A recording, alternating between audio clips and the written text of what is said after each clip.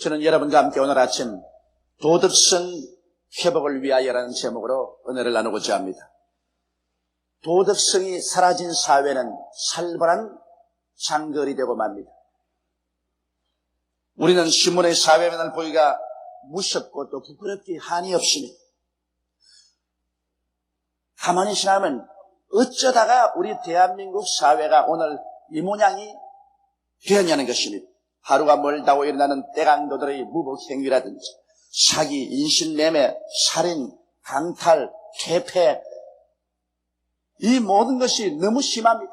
오늘날은 대낮에도 길을 걸어가기가 무섭고 하물며 집에서 혼자 남아 집 지킨다는 것은 불안하기 짝이 없는 일입니다.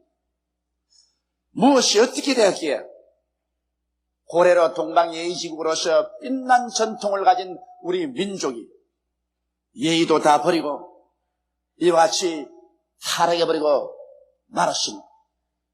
전 민족적인 정신적인 분위기가 왜 도덕적으로 이처럼 문란하고 타락해지고 말았냐는 것입니다. 그 이유가 어디 있습니까? 의사가 병을 고치려면 병의 뿌리를 알아야 처방을 할 수 있습니다. 우리 사회가 오늘날 도덕성을 상실한 이유가 어디 있는지 그 뿌리를 알아야 치료를 할 수가 있는 것입니다. 오늘 저는 여러분과 함께 이와 같이 우리 사회가 도덕성을 상실한 분위기 속에 떨어질 수밖에 없었던 그 이유를 함께 알아보고 그 처방을 우리 하나님 앞에서 구해야 될 것인 것입니다. 첫째로 우리 민족이 도덕성을 상실한 것은 우리 한국을 다스리는 역대 정권 때문인 것입니다. 나라를 다스리는 정부가 국민의 지지를 받는 정당한 절차를 밟아 탄생하지 않고 부정한 힘, 즉 총칼에 의해서 나라의 정권을 탈취하고 강압에 의해서 국민을 다스리게 될 때 그런 나라는 도덕성을 상실하게 됩니다. 그런 나라에 대해서 국민들이 마음속으로 존경하지 않습니다. 그와 같은 정부가 불법으로 탈취한 정권을 유지하기 위한 수단으로서 아무리 국민들 보고 법을 지켜라, 질서를 지켜라, 정의사회를 구현한다, 도덕성을 함양해라고 외쳐도 국민들은 그와 같은 법과 질서에 대해서 깊은 회의를 가집니다. 불신하게 되고 국민 마음에서 저항을 하게 되는 것입니다. 그와 같은 환경에서 국민들이 느끼는 것은 이제 이 세상에는 정의나 윤리나 도덕이나 질서라는 것은 있을 수가 없다.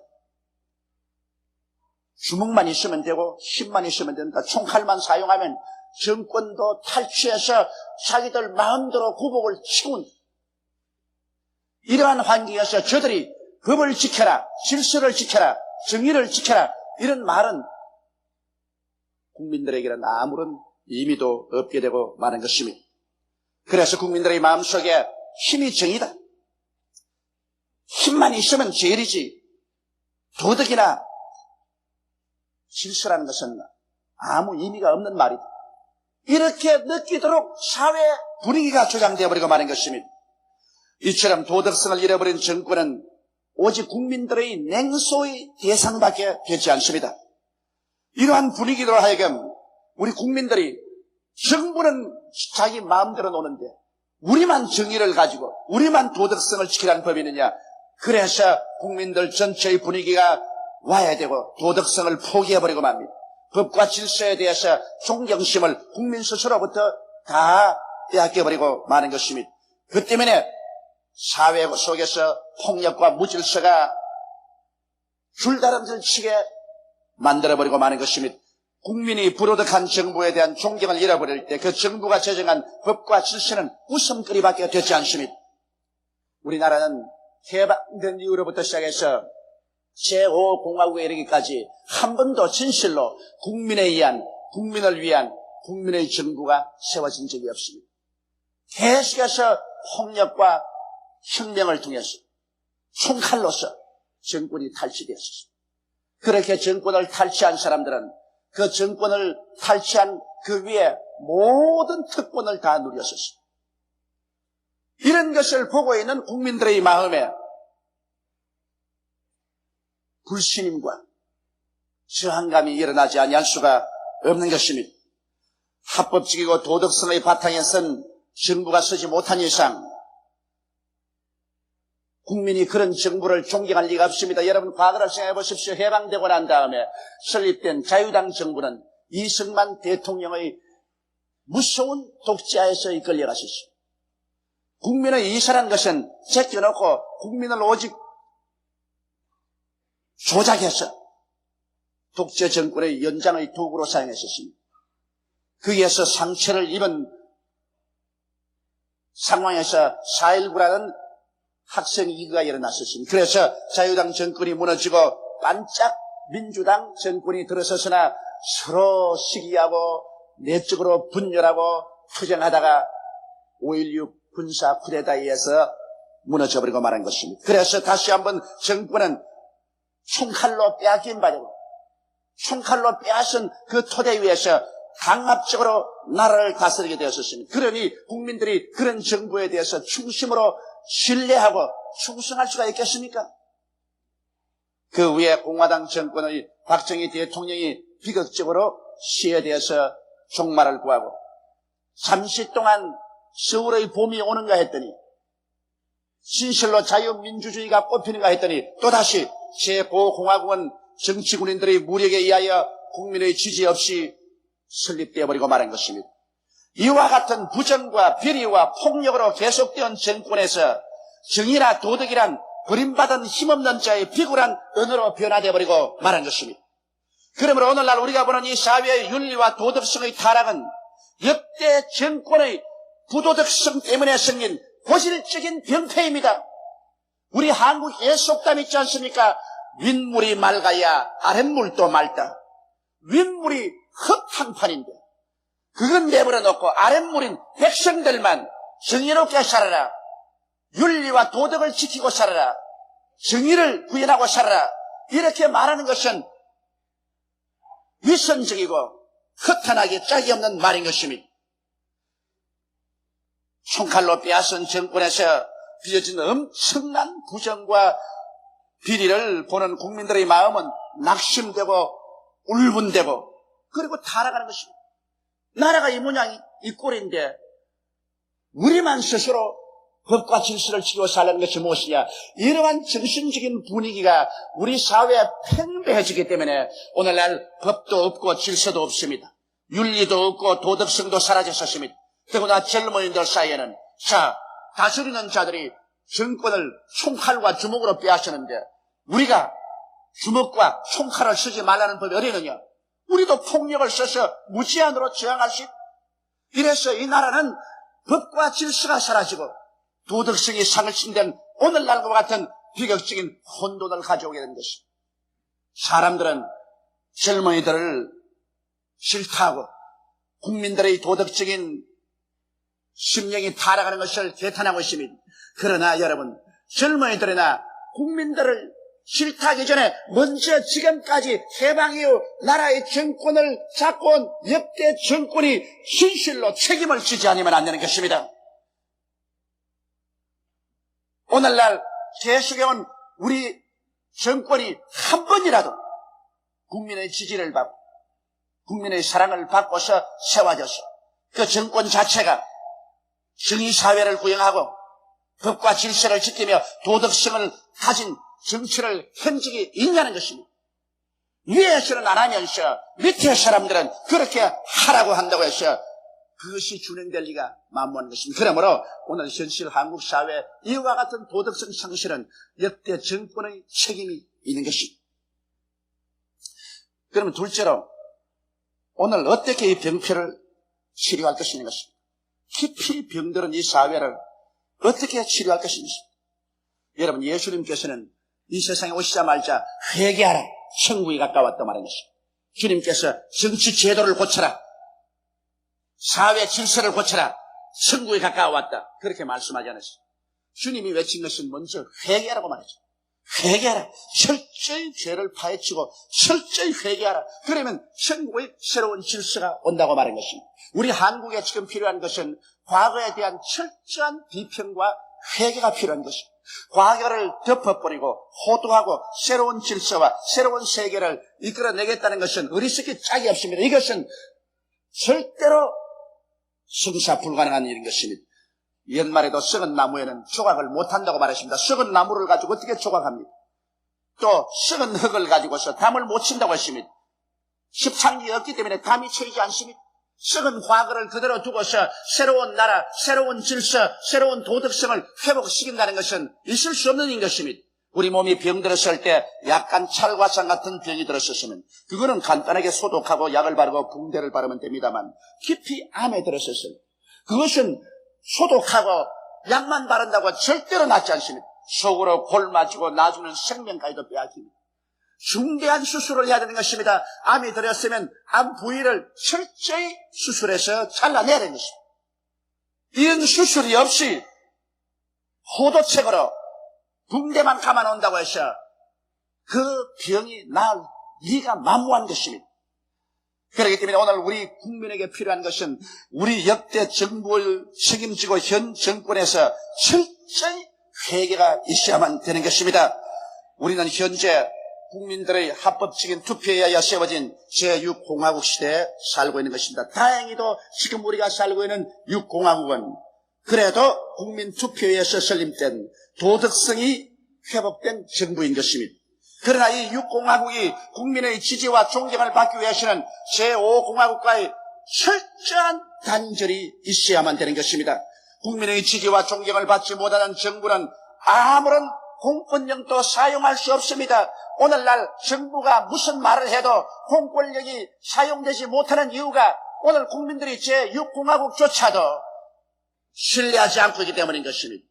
왜냐하면 제6공화국이 지나온 과거의 모든 정권의 비리와 잘못을 철저히 파헤치고 여기에 대한 철저한 회개가 일어나야 국민들이 거기에 공감하게 되고 그래서 국민들이 도덕성을 회복한 정부에 대한 신뢰를 주고 존경을 가져올 때 비로소 국민 가운데도 도덕성이 회복되기 시작하는 것입니다.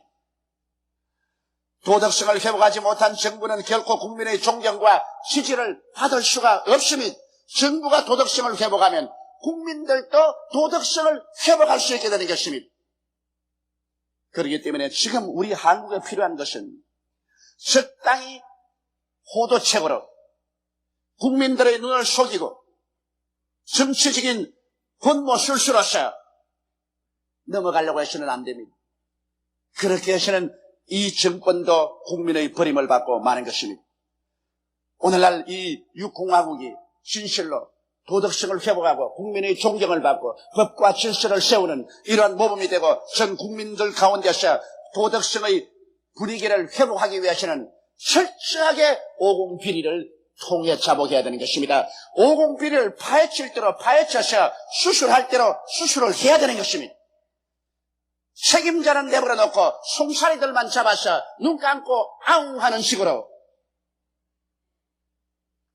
감옥에 가두어 봤죠. 이것이 문제 해결이 되는 것은 아닙니다. 우리 한국을 사랑하고 민족을 걱정하는 사람은 이 문제에 관해서 철저하게 대처해야 됩니다. 왜 전두환 전 대통령이 백담사에 엎드려만 있습니까? 오늘 신문에 보니까 100일 참회 기도를 한다고 하는데 100일 참회 기도가 국민의 상처를 낫게 할 수가 있습니까? 그 당사자가 국회 청문회에 나와야만 되는 것입니다. 그 당사자가 이 문제를 밝혀야 돼요. 백날 기도가 아니라 첫날 기도해도 부처도 안 들어줄 겁니다. 국민의 마음이 안 들어주는데 부처가 왜 들어줘요? 실제로 나와서 국회 청문회에서 오공비리를 책임지고 해명해야 되고 광주에 죽은 원한의 영혼들을 잠재워 줄 수 있는 근원적인 문제가 해결돼야 되는 것입니다.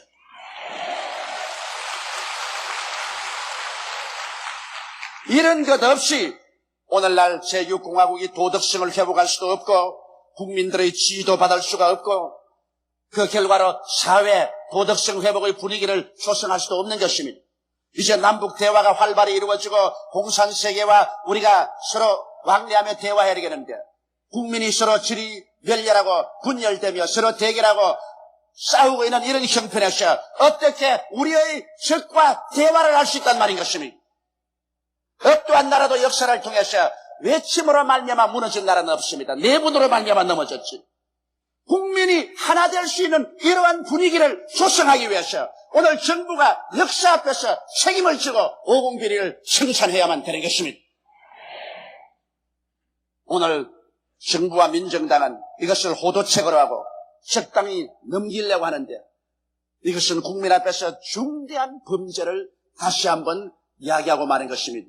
그리고 이런 데 대해서 야당들이 서로 협조해서 적당히 정치 흥정으로 국민들을 팔아넘기려고 하는 일은 하지 말아야 되는 것입니다. 이제 우리 대한민국의 국민들은 그럴 정도로 어리석은 사람들은 아닌 것입니다. 이러므로 우리 조국과 민족의 도덕성의 회복은 국민들을 질타하지 말고 길거리에 나와 있는 젊은이들만 욕하지 말고 정부 자체가 이 문제를 해결하면 자동적으로 국민 전체에서 문제가 해결되어 버리고 마는 것입니다. 그리고 법과 질서와 도덕성은 해결되고 마는 것입니다. 셋째로 근원적인 치료는 역시 하나님 앞에 나와서 우리 국민 전체가 회개하는 길밖에 없습니다. 우리들은 인간이 세운 정부 하에만 사는 것이 아니라 천지와 만물을 지으신 하나님 정부 밑에서 살고 있는 것입니다. 인간은 하나님을 배반하고 떠났지만 하나님은 인간을 떠나지 아니하고 반드시 인간을 심판하시는 것입니다. 하나님이 여러분 인간을 그대로 내버려 둔다고 생각합니까? 하나님을 반역한 개인이나 국가나 세계는 하나님 앞에 반드시 심판을 받게 되는 것입니다. 사람이 한번 나서 죽는 것은 정한이지요. 죽고 난 다음에는 심판이 있으리라고 말씀한 것입니다. 우리 하나님께서 우리 인류를 위해서 2000년 전에 그 아들 예수님을 보내시사 인류의 모든 부도덕과 죄악을 그 아들에게 책임지고 십자가에 매달았을 때 하나님이 그 무참하게 심판하는 걸 보십시오. 하나님의 아들이라도 사정없이 인정없이 하나님이 심판하셨습니다. 그렇기 때문에 예수님조차도 그 무서운 심판을 감내할 수가 없어서 하나님이여 하나님이여 어찌하여 나를 버리시나이고 통곡했었습니다. 이렇게 하나님은 죄에 대해서 무자비하게 심판한 것입니다. 그렇기 때문에 예수님께서 우리를 대신해서 죄를 짊어지고 심판받았으므로 오늘날 우리들이 모두 다 회개하고 예수님의 피의 우산 밑으로 들어와야만 되는 것입니다. 예수님의 피의 우산 밑에 들어오지 아니하고 하나님의 심판을 면할 사람은 한 사람도 없습니다. 이 세상 모든 사람들은 다 죄인입니다. 성경은 말씀하시기를 모든 사람이 죄를 범하였으니 하나님의 영광에 이르지 못한다고 말하는 것입니다. 그러므로 예수 그리스도의 피의 우산 밑으로 피하지 않고는 하나님의 진노에서 피할 사람은 아무도 없는 것입니다. 예수를 믿고 죄사함을 받고 그리고 하나님이 인간에게 제시한 계율을 지킬 때 우리는 참으로 국민의 도덕성을 회복할 수 있는 것입니다. 하나님께서는 우리 인간에게 주신 계율이 있습니다. 그 인간에게 준 계율의 첫째가 내 부모를 공경하라는 것입니다. 여러분, 부모를 공경한다는 것은 우리 윤리와 도덕의 기초가 되는 것입니다. 오늘날 부모를 공경하는 일이 사라지자 어떤 일이 나셨습니까? 사회가 상하가 없이 불경스럽고 무질서하고 그리고 어른과 젊은이 없이 교수와 학생 없이 서로 대결하고 싸우게 되는 것입니다.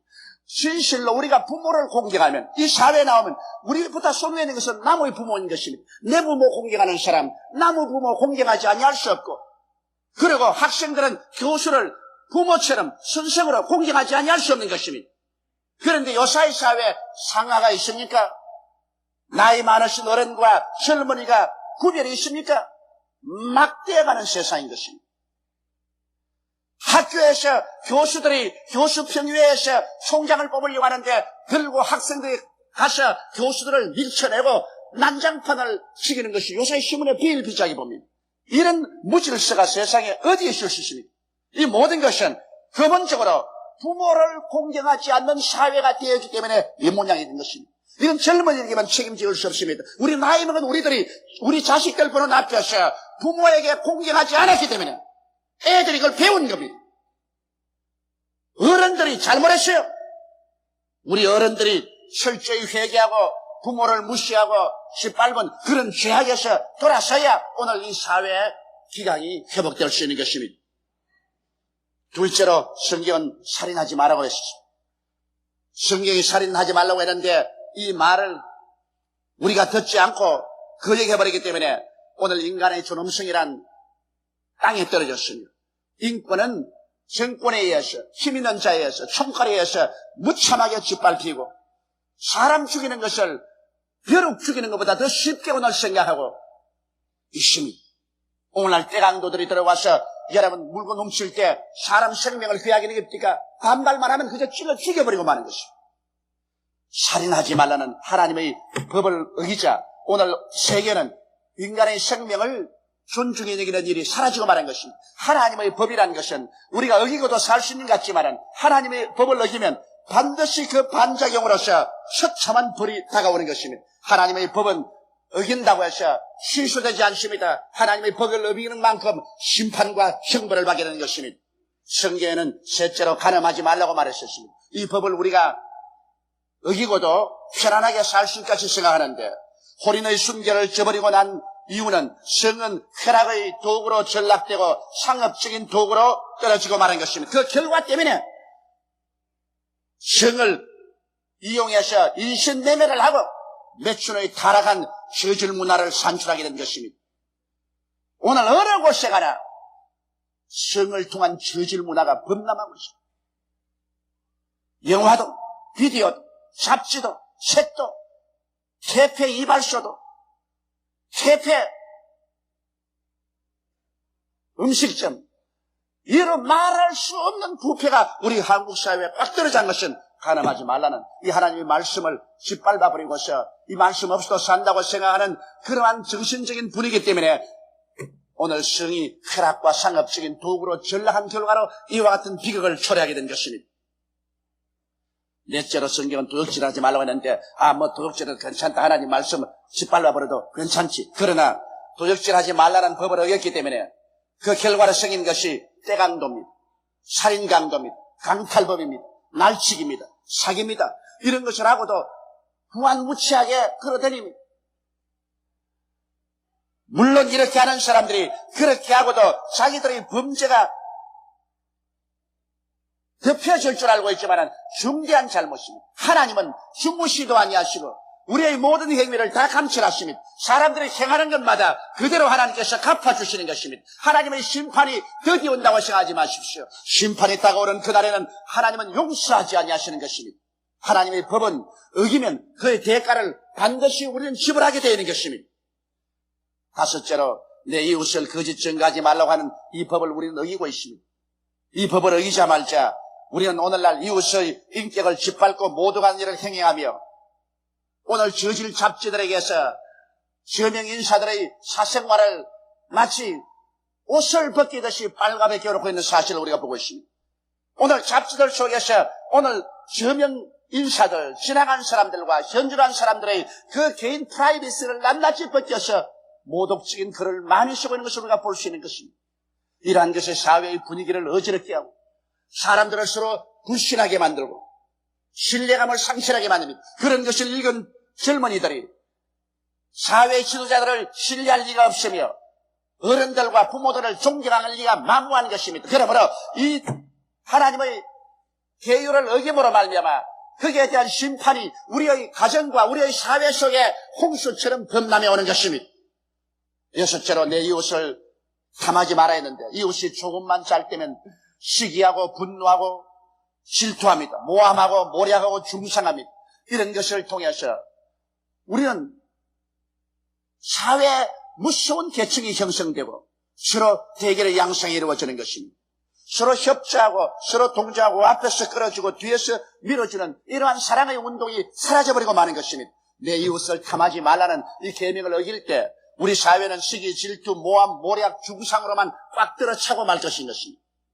하나님이 인간 세계에 주신 이 계명은 우리가 짓밟아버리고 어겨도 좋다고 생각하면 안 됩니다. 이는 마치 벼랑에 쳐놓은 철책과 같습니다. 벼랑에 철책을 쳐놓은 것은 벼랑에 떨어지지 말라고 쳐놓은 것이지 우리의 행동을 제한하기 위해서 그렇게 한 것은 아닙니다. 그 철책을 무시하고 걸어가면 영원히 떨어져버리고 죽어버리고 마는 것입니다. 하나님께서 우리에게 계명을 주신 것은 그 계명을 어길 때 우리의 사회가 도덕 부재가 되고 처참한 곳이 될 것이기 때문에 하나님께서 그것을 맞는 철책으로서 이 도덕률을 준 것인 것입니다. 이러므로 우리는 이 세상에서 정말 질서 있고 평안하게 도덕성을 회복하고 살기 위해서는 부모를 공경하고 살인하지 말고 간음하지 말며 도적질하지 말고 이웃을 거짓 증거하지 말며 이웃을 탐하지 마는 이러한 도덕률을 지키면서 살아야 될 것입니다. 하나님은 부도덕한 국가도 국민도 개인도 역사적으로 또 영원히 반드시 심판하시는 것입니다. 오직 살아나갈 길은 회개밖에 없는 것입니다. 죄악을 청산하는 길은 통에 자복하고 예수님 앞으로 나오는 길밖에 없습니다. 예수님만이 우리의 죄를 대신해서 십자가를 걸머지고 그 고통을 통해서 몸짓고 피를 흘리셔서 죄를 청산하시고 부활하신 것입니다. 예수님을 믿어 용서와 구원을 받고 하나님을 두려워함으로 주신 계명을 지키고 살아갈 때 참으로 도덕성이 회복되고 질서가 있고 정의가 넘치는 사회를 구현할 수 있는 것입니다. 이러므로 오늘 이 시간 비로소 진정한 의미에서 개인이나 집단적인 도덕성이 회복되는 길은 회개와 예수 그리스도를 믿는 길밖에는 다른 길이 없습니다. 우리는 진실로 마음을 다해서 우리 나라를 다스리는 정권을 주도하는 자들이 참으로 회개하고 과거를 전부 파헤쳐 청산하고 진실한 의미에서 수술하고 치료를 받고 하나님의 축복을 받아서 정부 자체가 도덕성을 회복하고 그것이 온 국민 전체 속에 마치 바람같이 불어와서 국민들의 심성이 변화되기를 바라고 그리고 국민 한 사람 한 사람이 하나님 앞에 나와서 회개하고 자복하고 도덕성을 회복하고 구원을 받고 그리고 하나님의 뜻을 따라 사는 우리나라와 민족이 될 것을 우리 간절한 마음으로 기도드리십시다. 다 같이 고개 숙여 기도드리겠습니다. 거룩하시고 영광스러우신 우리 아버지 하나님, 도덕성을 회복하지 못하면 정부도 망하고 나라도 망하고 맙니다. 더구나 우리의 오랜 적이었던 공산주의자들과 대화를 주신하고는 이 마당에 내부적인 갈등과 분열을 가지고는 국민의 합일된 이사 속에서 대화를 할 수도 없는 것입니다. 하나님 아버지 우리나라와 민족을 불쌍히 여겨주시옵소서. 제6공화국 대통령과 당뇨와 민정당과 지도자들이 지금까지 걸어온 모든 정권의 비리를 호도하려고 하지 말게 도와주시옵소서. 국민을 속이려고 하지 말게 도와주시옵소서. 또다시 조작, 술수 정치를 하지 말게 도와주시옵소서. 진실로 하나님 앞에 국민 앞에서 모든 것을 파헤쳐놓고 회개하게 도와주시옵시고 돌이켜 변화를 받게 도와주시옵소서. 아버지 하나님, 윗물이 맑아져서 아랫물이 다 맑아지는 이러한 역사적인 변화가 우리 한국에 다가오게 도와주시옵소서. 우리 아버지, 우리 교회로부터 위시해서 우리 민족 전체가 하나님 앞에서 진실로 땅을 치고 회개하고 우리가 하나님의 계명을 어긴 죄를 다 주 앞에 토해놓게 도와주시옵소서. 예수 그리스도의 십자가의 보배로운 피로 씻음을 받고 하나님의 계명을 지키면서 살아가는 우리 성도와 우리 국민이 되게 우리 하나님이여 도와주시옵소서. 오 하나님이여 오른팔의 능력으로 우리를 붙들어서 이끌어 주시옵소서. 우리 주 예수님 이름으로 기도드리옵나이다. 아멘.